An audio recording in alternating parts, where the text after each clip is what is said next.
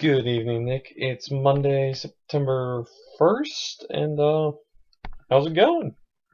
So I really liked your video from Friday that talked about how, the differences in our personality still manifest themselves in how we do our videos today, and that even though we're probably different people overall, our personalities still kind of remain the same. And Nick, I thought that was really cool, but it doesn't always hold true.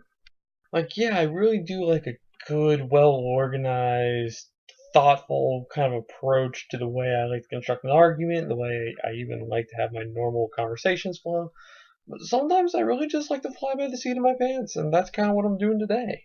Probably because I actually had 2 days off in a row, and that doesn't happen very often where I work. And so, I was just kind of off my game, but still totally with it.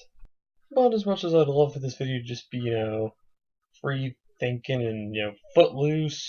I don't know. I still got something I guess I kind of want to talk about. So because you've been kind of talking about how you recently got fired, you got a new job, you're kind of in a transitional period. I've been thinking about that a lot, and it really got me thinking about it because just a couple days ago, one of my coworkers retired.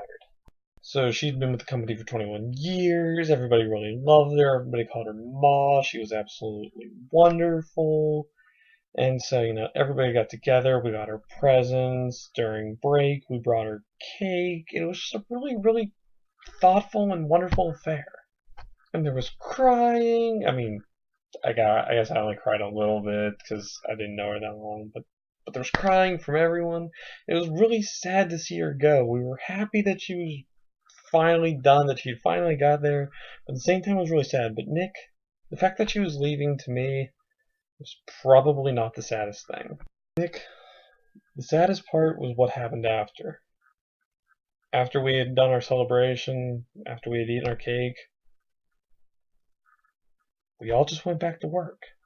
Now I know that seems really obvious. Of course, after you're done with break, you just go back to work. So that's just what people do. You go to work. But Nick, it sometimes seems like there's just no time for mourning in this world.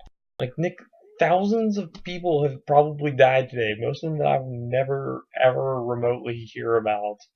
There are great tragedies, people with illnesses, and people going bankrupt, and people with disabilities I'll just never hear about. And yet, the world goes on. One of the most unfortunate parts of life is that there isn't much time to stop. There's not much time to wait, and there's not much time to think about stuff. Even if my company had stopped for one day to mourn the retirement of, somebody that was really, really important to the company, that would result in a net loss of $500,000. And if every company did that every time something sad or tragic happened, Nick, the whole world would come to a grinding stop.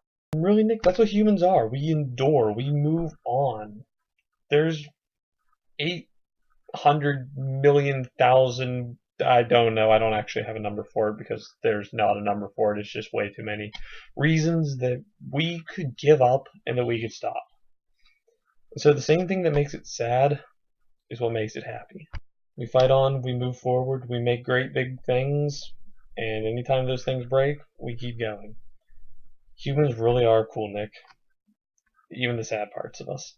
I'd love to talk more, but I'm kind of running out of time. So, Nick, I will see you on Wednesday.